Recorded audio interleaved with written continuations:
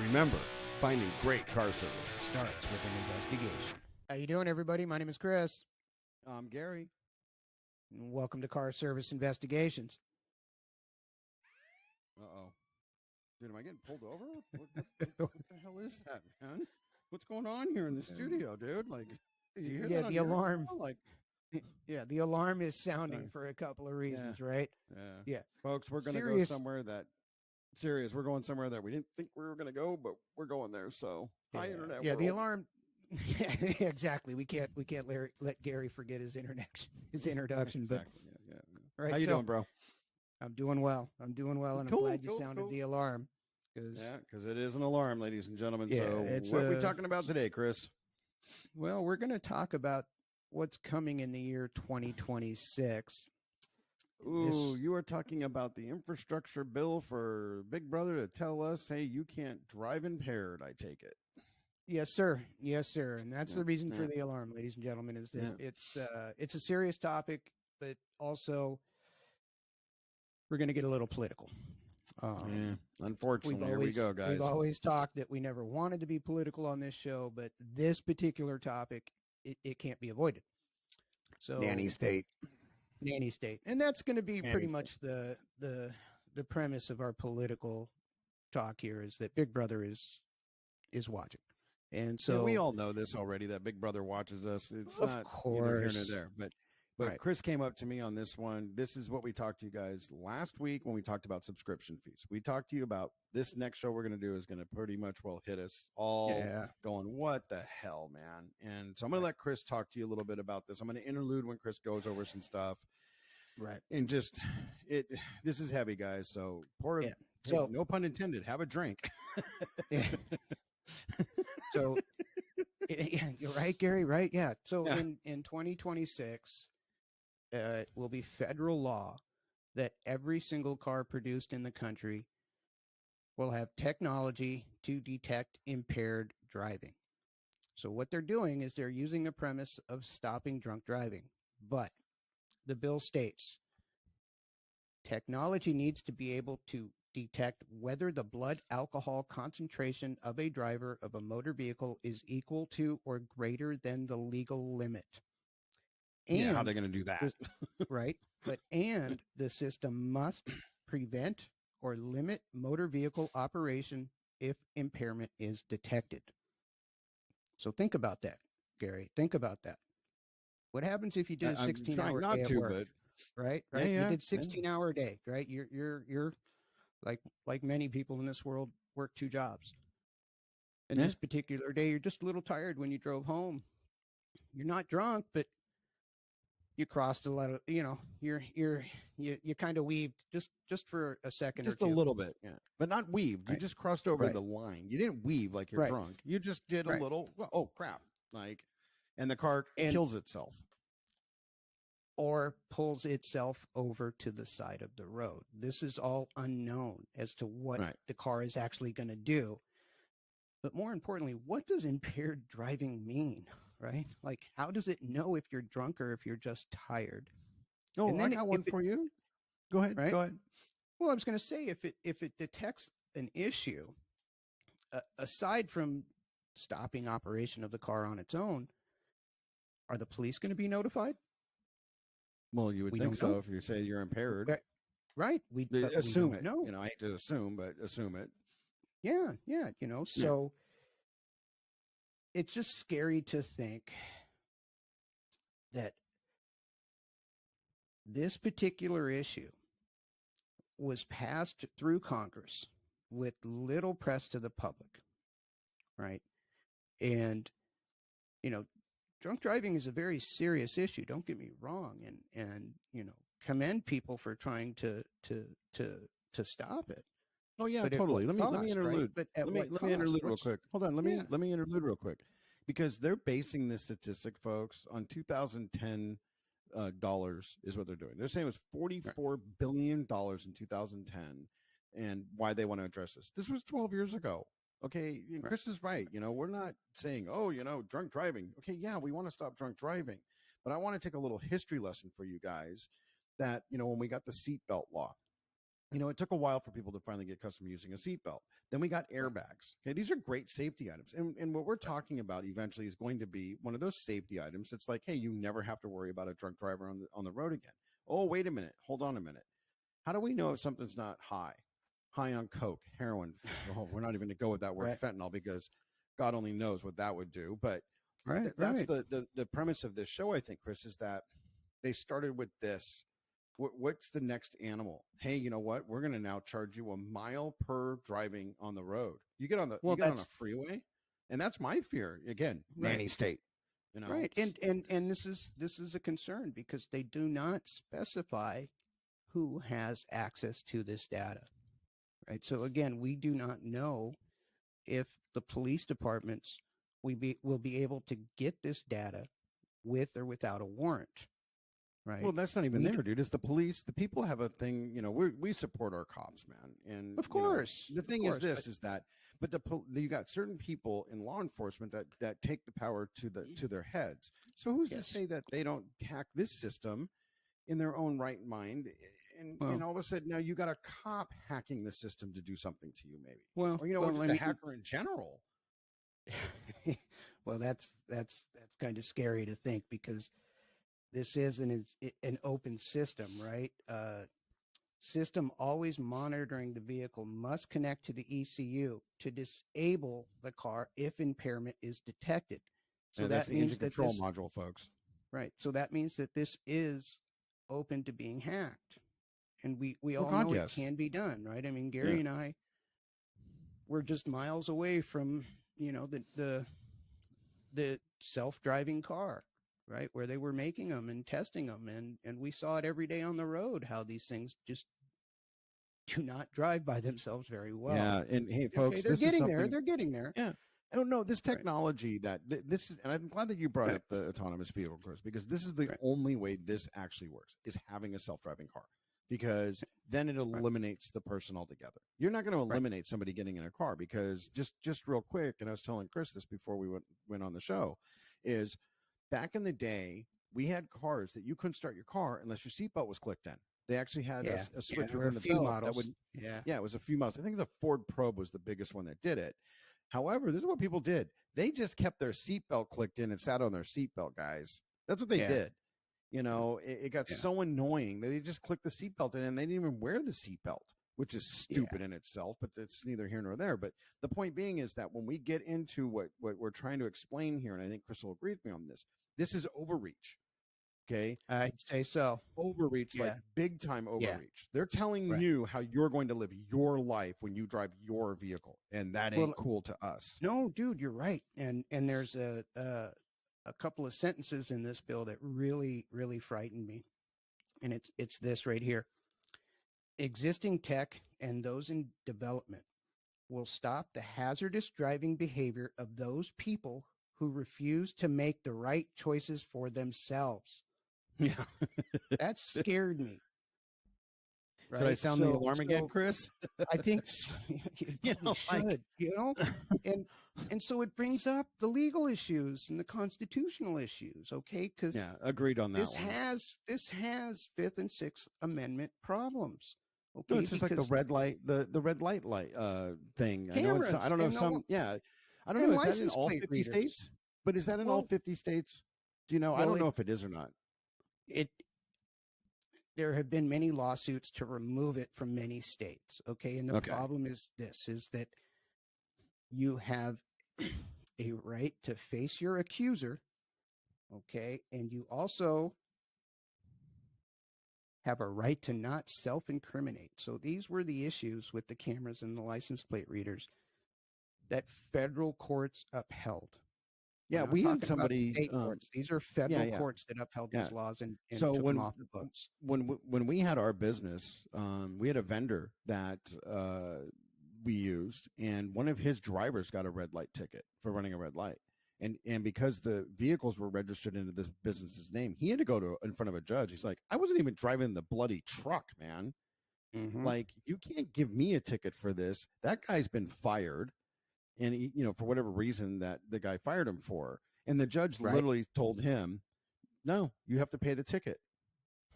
and he had to pay the ticket. And that I'm sorry, folks, that's just BS. I'm sorry. I mean, try to watch the really language here, but that's BS. Yeah. So I get where. Look, when we were talking about this earlier about doing the show, is that, what point do you say to yourself that is this overreach? Okay, yeah, they're trying to do something to protect humanity. I get that. I'm all for that. However, at what point do you sit there and say, like Chris said, if you're just a little tired, we were talking about this earlier. Chris used to live in Boston. Well, his driving habits in Boston compared to where he lives now are two different kind of driving habits. So what happens when you're driving across the country and you're used to driving in a big metropolitan city that's psychos? I used to live in Las Vegas.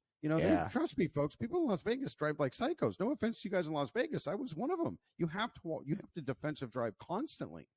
Yes. And so then all of a sudden you go into suburbia, right? I was telling Chris this. What happens if you're driving one of these cars that is mandated because our government is telling it, and then you try to swerve to not hit a child because they ran out in front of your car, and the car thinks that you are now impaired, and it does whatever it does, and it causes a death or an injury to somebody else because it thinks you're impaired.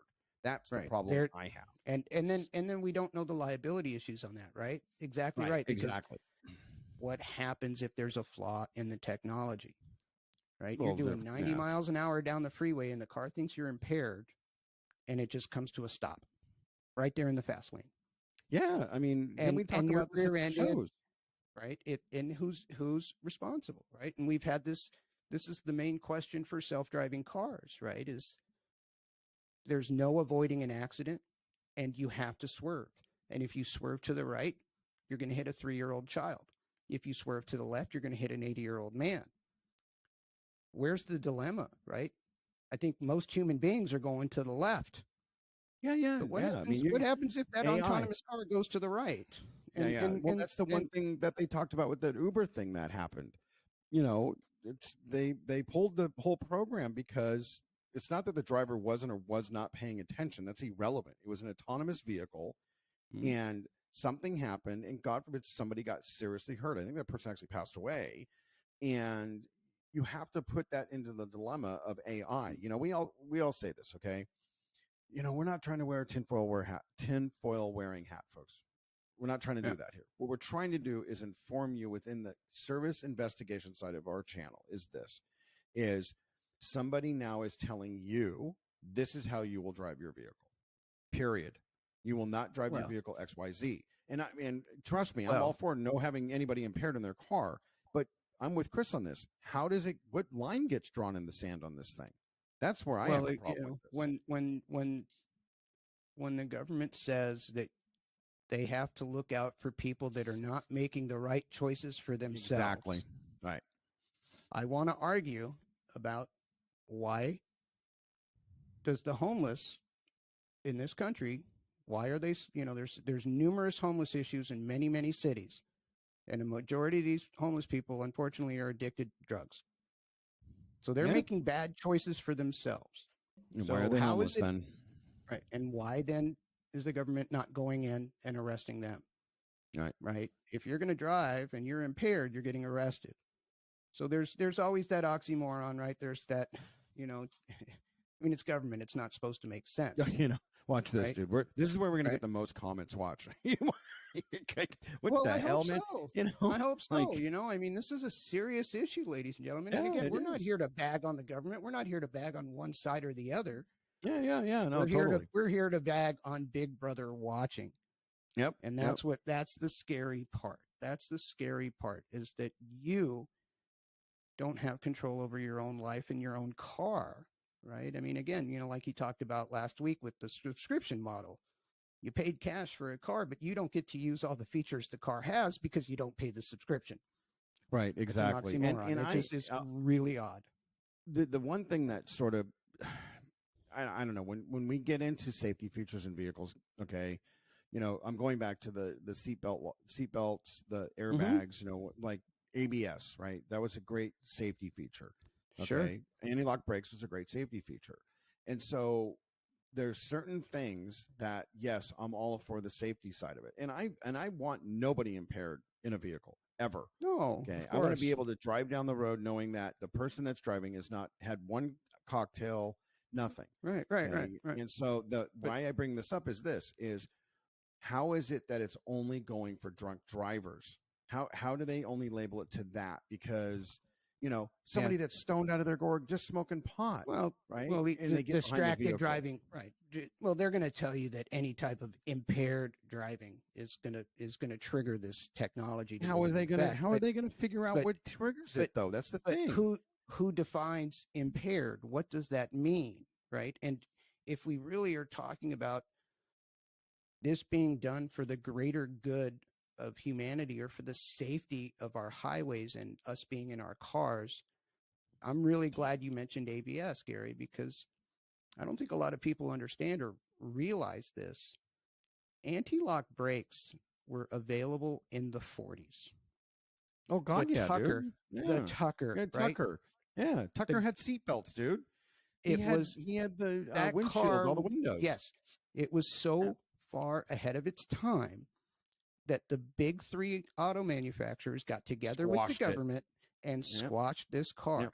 So if our government was so concerned about our safety, anti-lock brakes would have been a standard feature in 1950. Oh God, dude, he had, and it took until the 90s. Car, so thank you. It took until the 90s before ABS was a mandatory option on every car sold.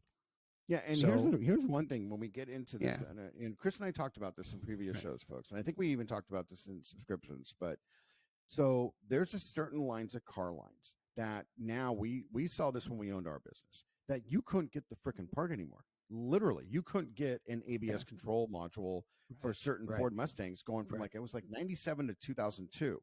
Yeah, okay, we're 2022. I get it. However, what happens when that car, and now you don't need the ABS control module to have brakes. You'll still have brakes. You just don't have ABS anymore. You have an annoying light.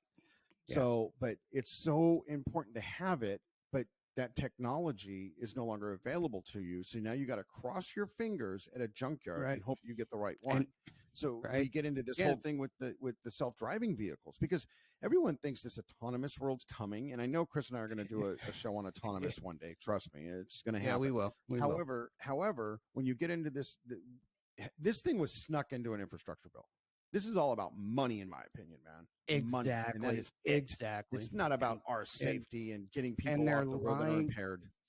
Right. And they're lying to people as to how far ahead the technology of a self-driving car really is at. Yes, it's here and it's able to do a decent job, but it's not anywhere near being able to have every car on the road self-driving, being able to interact and talk to every other car that's within its circumference to avoid accidents. We are that's the thing.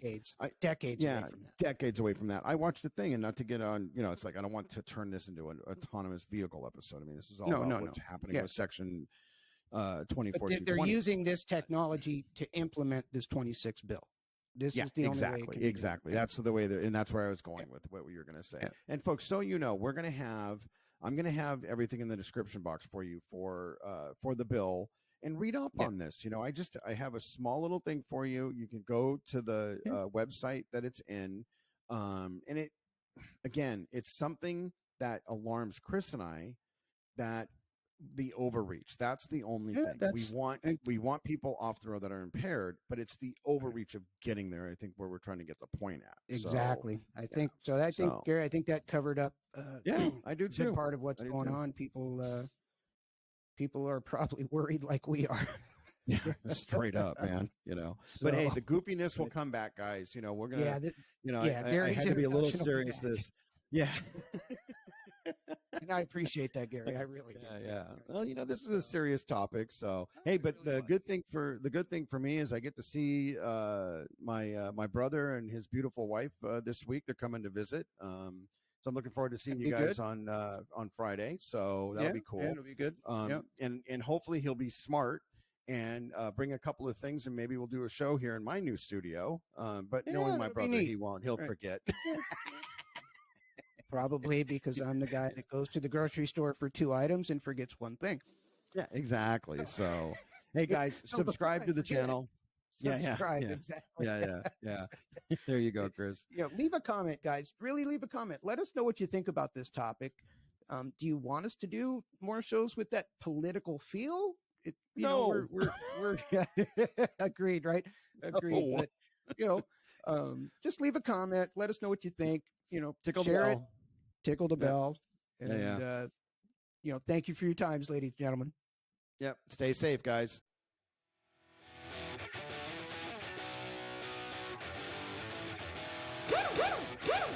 Remember, finding great car service Starts with an investigation.